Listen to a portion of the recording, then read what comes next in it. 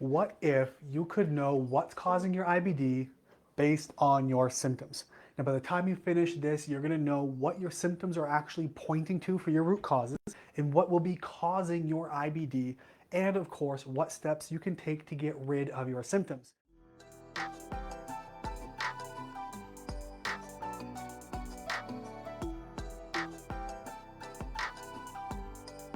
My name is Josh Deck.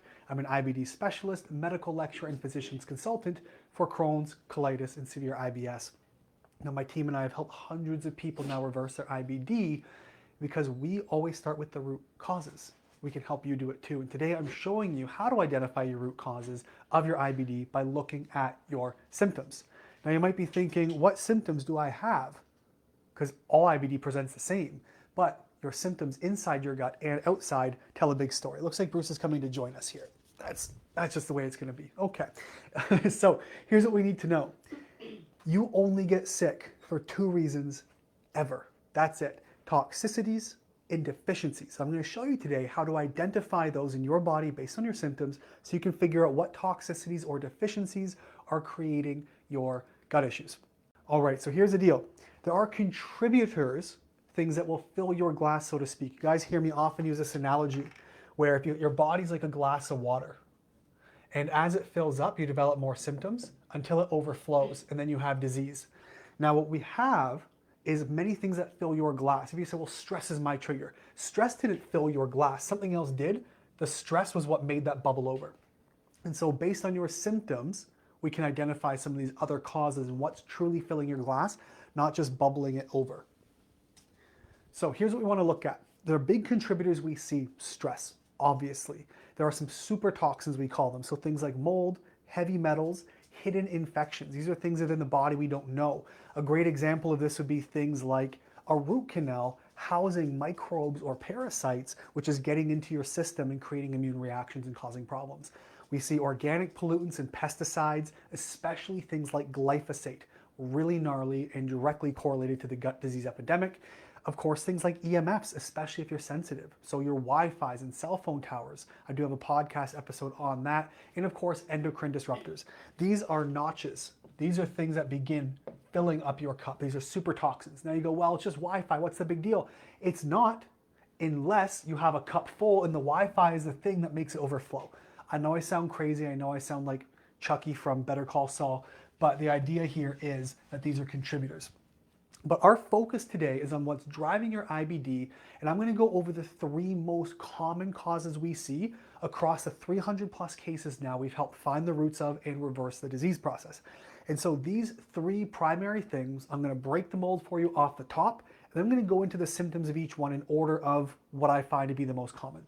So the first one we see very commonly is parasites. We see parasites driving IBD. Probably 80 to 90% of our clients that we see have parasites. Now, let's go back to the cup of water. Are the parasites this much or this much? I'd say 80% of the time, it's this. The other 20%, they're implicated, but not the prime driver. However, they typically need to come out first. The second driver we see, I'm going to put candida up here, but I'm going to put this with a caveat being fungus, because this is going to include not only candida, which is a fungus, but also mold, which is a fungus. And mold is a huge implicator in IBD. So these two are going hand in hand. And of course, the candida overgrows in these environments. The next most common one I see is a bacteria called clostridia. Now, you're going to be very common with this term. You might also know it as another term as C. diff. Now, there are many species of Clostridia. C. diff or Clostridium difficile is one of the many species. However, it's highly infectious, and we can see other Clostridia overgrowths. They're super beneficial in your gut, but overgrowths of imbalances or bad guys are a big problem. So these are the three primary drivers of IBD that we see in 300 plus. Now, again, there's many layers. I'm not saying these are the only three. I'm saying this is probably the 80 to 90% of the bulk of the 300 plus cases we've identified and helped reverse. Now, parasites, candida or mold, fungus, and clostridia. So what I want to do with you here is I'm going to break down the top symptoms. I'm going to go through the top 10 symptoms of each one, or at least the parasites and fungus.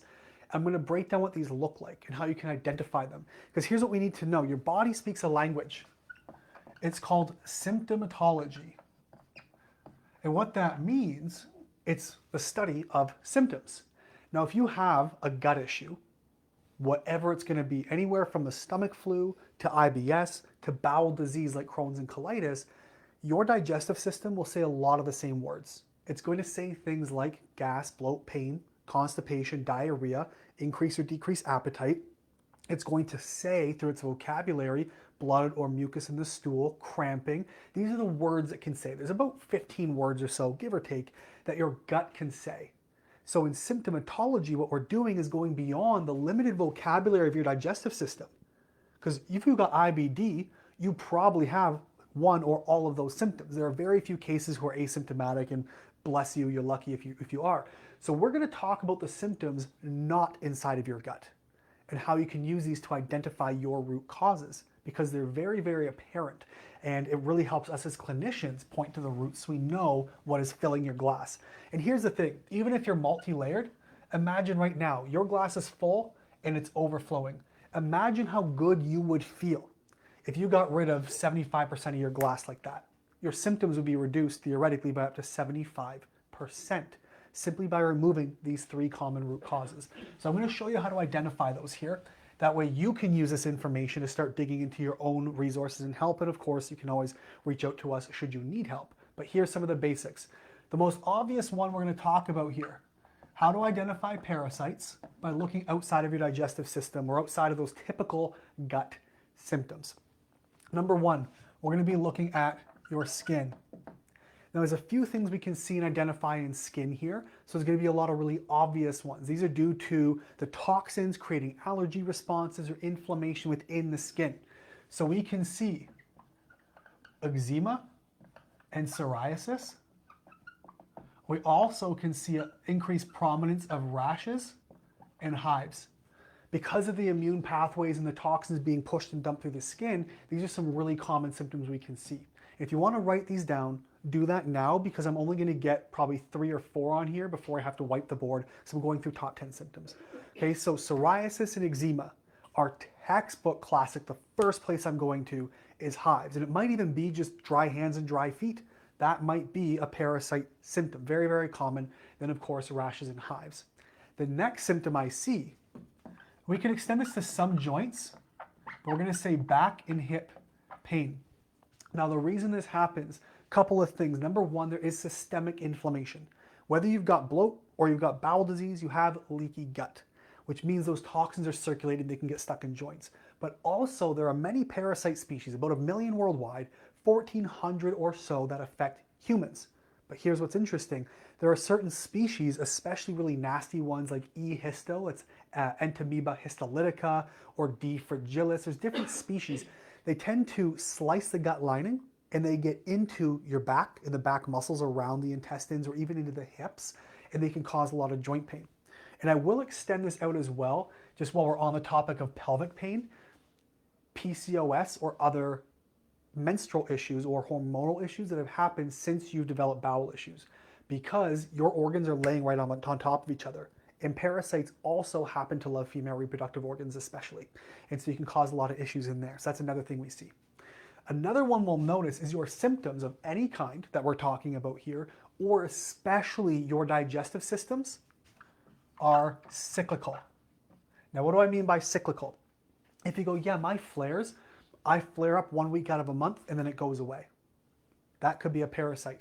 Around the full moon, tied to your menstrual cycle, even seasonal where things get really bad and come down. This is due to the life cycle of parasites. What they do is they get in, they breed, they lay eggs, they hatch, often in line with the full moon. So it's not uncommon to see what's called a full moon protocol in parasite killers. And so in that process, we have that hatching and that excess exposure to these toxic microbes. You have an increased immune response, therefore more inflammation. So that's what inflammation is, it's an immune response. And so we can see cyclical symptoms, sometimes weekly, monthly, or seasonally, or tied to your menstrual cycle or to the full moon. These can cause issues, and so that could be a parasite problem we're looking at. Another one we're looking at is going to be if you are a teeth grinder. Pardon my should have been a doctor with handwriting like this. If you're a teeth grinder, because parasites can cause neurological irritation. So especially at nighttime, you find you're grinding your teeth. If you don't know if you're a teeth grinder, a quick way to do that, run your tongue over your back molars. If you have this nice peak and valley with these like high points on the outside of your molars, or if they're kind of rounded off or flattened or rounded on the edges, you'd be a teeth grinder like me. Parasite issue, that's how I identified mine, okay? And so you can see that quite a bit. Or if you're a clencher, if you're one of those people who you press your fingernail beds or you're tensing all the time, it can be parasites because they cause neurological irritation, which causes these neurological stimulatory responses. So you can see that. Another common one that we see, and this is due to the parasite effect on the immune system, a big one is going to be sinus issues. Now it can be sinus infections, it can be chronic drippiness, runny nose, etc. That can be because the immune system is weakened and we see infection there. Also, kind of gross, but parasites can come out of anywhere. Use your imagination there, but I mean anywhere. And so sometimes they can irritate the sinus cavities as part of that. Another one, if you have had your appendix removed, I am 99% sure just off the gate you had a parasite problem or currently have a parasite issue. It's where they hang out, it's where they'll inflame, they'll block a lot of areas. Your appendix isn't just a spare organ by any means. It's actually kind of like air traffic control for your microbes, and it acts almost like an immune system for your microbiome, because your immune system's also in part worked with your microbiome. What happens when you have a gut infection, it will store bacteria and all kinds of stuff in there, so your body has this sort of memory of microbes as well. And exposures. Appendix is very important, but a parasite can hang out in there, or many parasites, which might cause inflammation. You end up with appendicitis because it's blocked, bacteria is not moving, it gets infected, and now you have it removed. And so appendix removed is a big, big cause. Another one we see, both men and women, is going to be early hair loss. Now, there's hormonal issues it contributes to, but also due to the fact that parasites love eating nutrients. Another one we'll also see is going to be early menopause. Look to the hormonal issues and hormonal imbalances, nutrient deficiencies, etc. that are caused by parasites. Two more I'm going to go through really quickly with you here, and then we're going to move on to candida, fungus, mold. The next one we're going to talk about here is going to be yeast infections. Now, there is, of course, oral thrush and oral yeast infection. There's vaginal yeast infections, there's yeast infections in the gut when candida can overgrow, which will tie into one of our other issues, but parasites can lead to this microbial imbalance and inflammation, which contributes to overgrowth. So if you're someone, very simple, you got white film on your tongue, we'll talk about that in the next one here about mold and fungus, but that can be a big one if you got yeast infections, white spots, oral thrush, genital yeast infections as well. If you're prone to these things, it could be a parasite issue driving that problem. And the last one, which is very important also, is SIBO. Two main drivers of SIBO. If you think about your intestines, let's just look at the small intestine, because that's what this is, small intestinal bacterial overgrowth. So your small intestine terminates with the terminal ileum, that's where it joins to the large bowel, and then you have your stomach. Now, there's a valve here and a valve here. SIBO is when bacteria overgrows. Now, is that because one of two reasons? One, there's something introduced, so there's overgrowth due to antibiotics, or two, your valves aren't opening and closing properly. You're getting bacteria entering where it shouldn't, or a backflow of fecal microbes from your large intestine into the small bowel. Now we have an overgrowth. How many of you or your friends or colleagues or you listening right now or watching have had issues with the terminal ileum? We see this all the time. Even in colitis, not yet diagnosed Crohn's, or in Crohn's, the terminal ileum is often implicated, because 80+% of the time I see parasites, and they also hang around there, causing issues in the valves, which can lead to SIBO, or terminal ileum, or this ileitis. And so we see this quite a bit. And so these are the primary drivers of parasites. Now, we're going to get to what to do about some of these here. However, I want to open the floor for questions as we're going on. Please do drop them in the comments right now as we're going through. This is very important stuff. And now, while you're doing that, I'm going to get on to candida. This is another common driver. Candida, we often find it doesn't overgrow on its own. It has things that create it, that cause it to overgrow.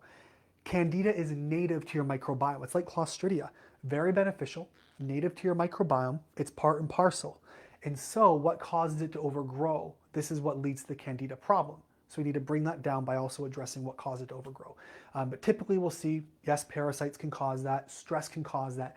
Diet is a big one. Sugars, refined foods, corn syrups like pop, this will drive candida up, stress, and antibiotics. So let's talk about candida. Now, for those of you watching on the zoomed out camera there on Instagram, you're probably getting a little bit of my treasure trail down here. If you're on the Facebook, you're spared. I broke the last button off my shirt, and so I'm wearing it anyway, and so you're getting a little flash of some belly hair. But let's talk about candida. Candida is what's called an opportunistic microbe. And so when it's inside of your gut, it has an opportunity to, it will overgrow. So those opportunities are high stress dietary environments, or of course, antibiotic use. Long-term antibiotics or multiple recurrent antibiotics kill off the good healthy microbes who want controlling and policing these opportunistic fungus, and they overgrow. And I'm going to put a slash up here, fungus, because we're going to talk a little bit about mold as well. It's a fungus. But antibiotics will drive that immune system or defenses down, allowing candida to overgrow. And I did mention a white film. Now, a white film on the tongue, or again, any kind of yeast infection, oral, genital, or white film on the tongue can show candida. You know, this is a big one that we can look at because candida, they're byproducts. There's like something like a dozen or 15 different byproducts candida produces, but they can culture. Their spores or the toxins they produce can create this filminess, this white film on the tongue. And so we can identify that as well as a driver of candida. This is why we actually look at people's tongues. When someone comes into my program, I actually have them take photos of their tongue as part of it so I can read it. The shape, the size, if you got bumps on the side, cracks in the middle, if it's pale, if it's greasy, if it's dark in color, the veins underneath, what color they are, the color film on top of your tongue, beige and white or black, they all tell us something. So we have to look at the tongue. So white film, antibiotics, or any kind of yeast issue in the body can create these problems. Another one we see is forgetfulness. If you're forgetful, kind of lightheaded, airy, feeling kind of dopey or stupid, it might be a candida problem. It produces all kinds of toxins like acetaldehyde, and this one can drive neurological issues or inflammation. It can mess with your neurotransmitter production, meaning your brain's not going to operate the same way. You get forgetful, you get lightheaded, you start to think like you walk into a room and forget why you were there, you have trouble recalling names and spaces. These are neurotransmitter issues, and some of the toxins produced by fungus like mold or candida, or what mold will do to create neurological irritation, can create forgetfulness as well. So keep that in mind. Here's another interesting one. This often points to mold. If you're somebody who finds yourself getting an unusual amount of electric shocks, carpets, doorknobs, cars, not in the wintertime, it's dry, but these things can indicate mold because of the neurological irritation. And one of the theories is the electrical charge that they produce. Your body literally, you're made of electricity and cells and water, and that electric charge actually builds up and you can shock yourself. So if you go like, I get shocked almost every day, you might have a mold problem, which is a fungus. We have to look at that. Forgetfulness, we did talk about this one as part of that one. I jumped ahead of myself. But balance issues as well. If you're having trouble with balance, it can be the toxins, it can be inflammation of the nerves and things in the inner ear. It can also be neurotransmitters and the way it irritates all of that. So balance issues are common with fungal overgrowth or mold. Another one that we see, we talked about that history of antibiotics. It's on my list. I jumped ahead, so beautiful. Let's talk about itching or burning. I used to get this a lot when I didn't know I had candida at the time. I was too young. That says bumming. I'm going to put burning. There we go. Itching or burning. Now, is that itching or burning? It can be the eyes and the genitals are the most common areas because the toxins that they produce, it can like localize and collect in certain areas like drainage pathways. Things that drain, we talked about drainage in other episodes. It's going to be your sinuses, your lymphatics, your bowels, your skin, of course, can drain. And in fact, I'm going to even put as a sidebar here, acne, another common cause I see with candida, especially on the back and neck, chest and arms. So we do see that a fair bit. But itching or burning, if you're getting this at the localized toxin draining from the eyes or the genitals and you're irritating the tissue, and so if you find you're scratching your eyes a lot or they're watering and that sensation, it could be a candida issue and it could be coming out through some of these glands. Another one we're looking at, You might see some of these overlap. I tried not to, but seeking behaviors. The reason we seek candida, fungus, mold, and which we'll talk about clostridia coming up, mess with a lot of these dopamine pathways and serotonin pathways. And that's one thing we can see. So seeking drugs, sex, alcohol. But alcohol, sugars, carbohydrates, and foods, they are prime food for candida. Your candida actually sends a signal back to your brain that says, feed me these things. I want them. I crave them. They're superfood. They help them grow and spread, and they start to kind of go from single cell to what we call a hyphal form, where it creates a web and it penetrates and embeds into your intestinal wall. That's what candida does. And so they can cause you to seek out or crave carbs, starches, sugars, alcohols, things that's superfood for them. And they'll send signals to your brain saying, feed me. Now, we did briefly talk about neurological issues in the way of balance, and we kind of touched on inner ear. So dizziness, ear ringing, brain fog, sensitivity to lights and sounds. These are just a few of dozens of mold symptoms. Asthma and inflammation in the lungs.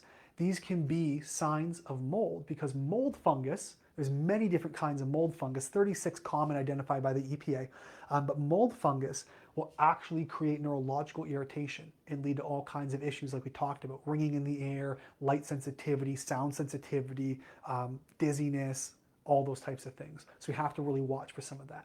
And if you have a known mold issue in your home, you'll want to check on that. Another one we see with candida, I'm going to put here trouble, I'm just going to put trouble getting with an arrow, trouble getting up out of bed.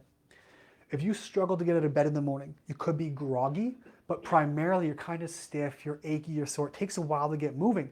Candida is a living organism. It produces a lot of toxins. Now, I know I'm focusing on candida, but I really want you to understand mold as well. But they produce all these toxins. Mold produces mycotoxins. Candida produces byproducts with several toxins, and they get into your system. Your heart doesn't stop pumping overnight. You have blood circulating all over, and these toxins can move around and settle into bones and joints and muscles. And it takes a bit to get up and get moving and get those drainage pathways to move that stuff around so it's not so localized. That can be a candida issue. And the last one I'm going to put here, I'm just going to write it on the right side of the board. I'm going to put MCAS, M-C-A-S. That's mast cell activation syndrome. Now we see histamines as well in parasites, but commonly in mold and fungus, where if you eat foods higher in histamine, this is going to be foods like spinach, avocados, or foods that are prone to mold like certain coffees or most manufactured coffee on a mega scale, peanut butters, these certain foods, fried foods, fermented foods, canned foods. These are all high in histamines. Dairy products like cheeses and yogurt. These can drive up histamine responses. So you might find yourself getting rashes or hives. You might find yourself getting really phlegmy. If you're finding a lot of phlegm buildup, maybe you're finding you irritable or moody. In fact, there was a boy we worked with, 15 years old at the time, a year or 2 years ago now, and every time he would eat he loved canned tuna, great snack, very easy. Every time he would eat it, he'd get really irritable and a bit bloated. It wasn't the fish, it was the histamines, and he had a histamine response. If you heard us talk about Larissa, she was a video we just put on YouTube, 16 years or something. She was diagnosed rather in 2013, severe colitis. We actually have her colonoscopy reports before and after. Before, total mess, 16 weeks, near perfect. And what happened in between was we identified things that were driving her problems. She had parasites, but they also had a histamine issue. So bone broth, very high in histamine. You're told drink bone broth for your gut, but it was bad for her gut because of the histamines. If you find bone broth causes you a problem, it could be a histamine issue, or it could be what we're talking about next. Dum-dum-dum, cliffhanger. So here's what we're getting into. We talked about parasites, identifying the 10 most common symptoms. Now again, I've got a list of 50 plus parasite symptoms. I just pulled out the 10 most common. Same with candida, there are dozens, and it's our job to connect the dots. Let's look at the next one. Clostridia. Now I mentioned earlier, you might know Clostridia by another word, C. diff. That's Clostridium difficile. It's one of the many strains or species of Clostridia. However, take a look at this one. I got a little list down here I'm going to bring right up. Boop. There it is. So take a look at this one. Clostridia, when it overgrows in its subspecies, we can identify this with things like an organic acid test. There's lots of things we can identify as markers for this. But Clostridia, It's a very toxic microbe in overgrowth amounts, and it produces a lot of spores, typically in 3-day life cycles. And these spores create inflammation, and the inflammation your body reacts to. Now, if you're someone who drinks, say, bone broth, for example, so something with collagen, it can actually burst. So I'm going to put collagen up here. If you have sensitivities to collagen or bone broth, what it can do is actually burst these Clostridia spores. It's kind of like bursting a balloon full of confetti. And now it whoosh, goes everywhere, lands all over the intestines, and your immune system has to come in and clean up. And that cleanup creates inflammation. That inflammation you react to, and now you bleed or have diarrhea. So we see a fair bit of that. It also interferes with protein digestion. So we have to watch for that. Another one, high fat. If high fat causes diarrhea, there's a few reasons. Again, it can have to do with the Clostridia interaction.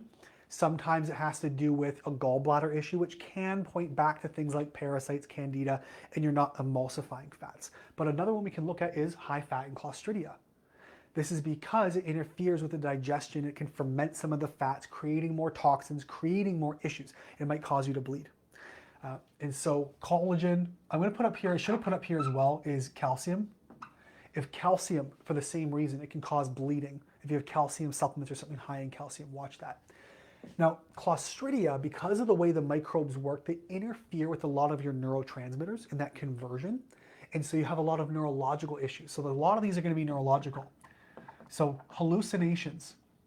It's a rarer thing to happen. It takes a lot of overgrowth, but we can see this. Even if it's almost like waking in day, like almost like a daydream, but you're not dozing off, you're kind of looking, you think you heard somebody, or you think you saw something. It could be messing with your neurochemistry, and it can be the neurotransmitters and the pathways inflamed or altered based on your microbes. That's something to consider. Another one we'll see, other neurological, is going to be tics or Tourette's. You can see this as well. And this can be a Clostridia issue, again, neurological inflammation. And same with the next three I'm going to list here. So OCD, seizures, and ADD or ADHD type symptoms can all be messing with the neurochemistry, neuroinflammation. The last one that I'll just put right in the middle here is going to be depression. Now this can come with damn near anything. It just has to do with the imbalance of serotonin and dopamine, which 90% is made in your gut. So if you're having issues not focusing, this is maybe where it's coming from. So here's what I want to talk about with you really quick. If you haven't put your questions in the chat yet, please do that. And I want to get into what to do about it. Before we do, here's what I want you to know. If you want to identify the roots, right now your doctor said it's autoimmune, it's genetic, there's no cause.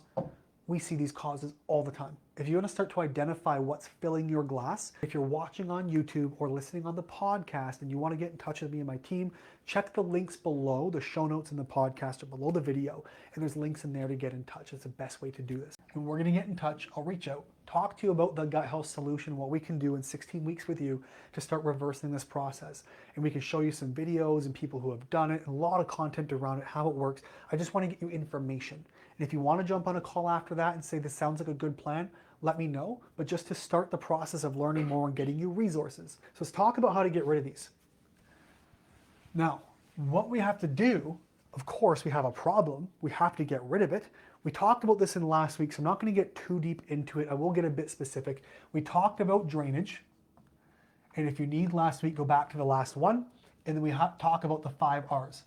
These are pretty straightforward. So this is going to be remove the problem, replenish nutrients, repair and rebuild the microbiome and gut tissue, and rejuvenate the immune system. I've talked about it before, so I'm not going to get into detail. However, there are some things that can help us remove these problems when your body's been prepared. So please don't go right into killing microbes or killing stuff off. You can get very sick. This should be done under supervision, but I want you to be equipped with some of the tools for consideration, especially if you're working with someone else. It just adds more to your tool chest, and it's going to give you the ability to understand, like, is what they're doing working for me? Do I see the end line here? Are they just managing my symptoms with supplements, so it's just plant-based medication, or am I getting to the root of my problem? And so I want you to have that in your pocket. So we'll talk about this. Yes, drainage. Yes, 5 R's. How do we remove it? So there is prep work to do. It has to be drainage. We have to, detoxing is collecting your trash. Drainage is bringing it out to the curb. And so if you want to get rid of these guys, you got to do drainage. So this is going to be liver, lymphatics, etc. So we can look at things like acupuncture. I never know how many C's to put in acupuncture. I think it's one. Anyway, so things like acupuncture, sweating. We can, of course, use red light. One of the most common supplements I use is called TUDCA.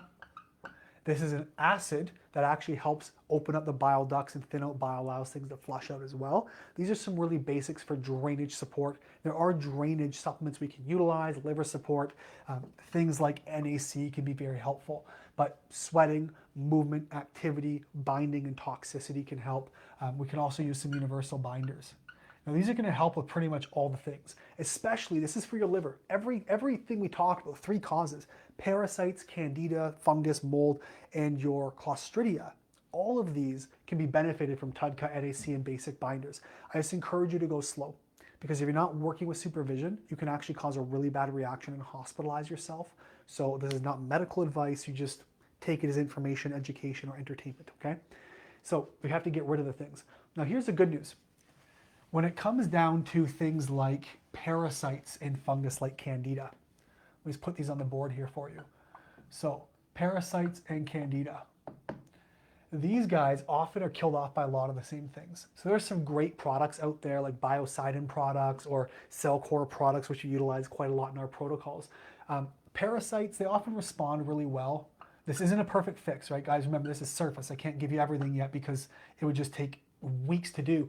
But Mimosa pudica can kind of scrape and grab parasites, but we need killers. The good news is a lot of things that happen to kill parasites also happen to kill candida. So these are your basic antifungals, your oreganos, your thyme, clove, black walnut, grapeseed oils. We see lemon balm, calendula arnica can help with the inflammation in all cases. There's all kinds of natural things that can really help get rid of these guys in a way. Parasites can be sticky though, and candida. So here's what you need to know. For parasites, most adults, you're probably 4 to 6 months. And with candida, depending on the severity of what you've got going on, you can't just take an antifungal, fluconazole or nystatin or something for 10 days like your doctor gives you. Candida is long haul. And here's what we got. Some people, I would say 12 to probably 18 months, depending on the severity for candida, especially if you're older than say 25, 30. So we really want to understand this takes time. We're not magicians. Your body, we can't clean things overnight. It takes time to change your gut microbes, to grow new flora. It's like planting a garden. You're not going to have carrots tomorrow. It's going to take time for them to get in and to grow and to harvest. The same with your gut, so we have to be prepared. But there's layers to this process, right? Typically, we want to bind and we want to drain. So the toxins they're producing, we want to capture them and then get them out of the body. But then, depending on the layer you're at, sometimes you go right to killing them off. Sometimes we have to go into biofilms. But if you watched from last week or 2 weeks ago, we had Billie Jean on and she's in her process. We went after biofilms and she flared. We expected it, but it can happen. So we have to be careful. And Clostridia can work around a lot of the same stuff, a lot of the same killers. And so there is a process, there's a method to the madness. We have to go through drainage, we have to go through binding, sometimes it's biofilm, sometimes it's killing. But I don't want you to think of it like a linear process because your body is so different. Everyone's unique. We never go chop, chop, chop, top to bottom. Oftentimes what we do instead, it's more like a Jenga tower. We go piece by piece until it comfortably starts to come down without falling. And that's how we get people better. What we don't want to do is these very complex these very oversimplified processes of complex things, because that's how we get very, very sick. Now, if you're here listening and this is making sense to you and you want a process to get your root causes out, we want to figure out what's filling your glass. Easiest way to do that. If you're on YouTube or listening on the podcast, check the links below in the notes, and you're going to get you some links in here on how to get in touch with me and my team. There's a link to book a call, and you can even email questions directly. All that's available to you there. We just want to make sure these resources that you have them, and we can just point you in a new direction or work with us. Doesn't matter. We just want to make sure you have the help. That's why this information's out there.